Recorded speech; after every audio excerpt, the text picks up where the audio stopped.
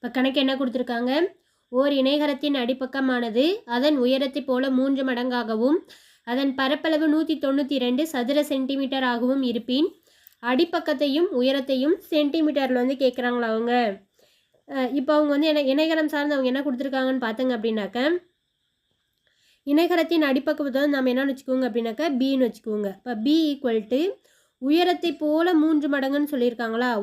உயரத்தை போல 3 மடங்கு அப்படின்னாக்க ஹெச்சுங்கிறது வந்து உயரத்தை போல 3 மடங்குன்றனால 3h போட்டுக்கிறோங்க.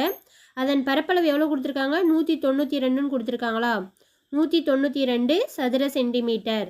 இப்போ இணைகரத்தின் பரப்பளவு ஈக்குவல் டு 192 சதுர சென்டிமீட்டர்னு கொடுத்துருக்காங்க. இணைகரத்தின் பரப்பளவுக்கான ஃபார்முலா நமக்கு தெரியும், பி இன்ட்டு ஹெச்ன்னு சொல்லிட்டு. இப்போ 192 அப்படி எழுதிக்கலாம். பிங்கிறது வந்து என்ன கொடுத்துருக்காங்க, 3hன்னு கொடுத்துருக்காங்க. இப்போ 3h into H equal to 192. H multiple பண்ணுங்க அப்படின்னாக்கா ஹெச் ஸ்கொயர்னு கிடைக்கும்.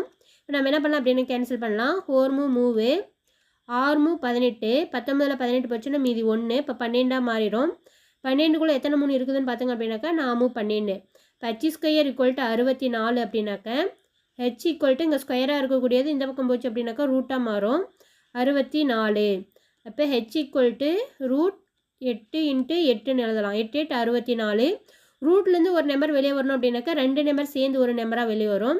H equal to 8 centimetre.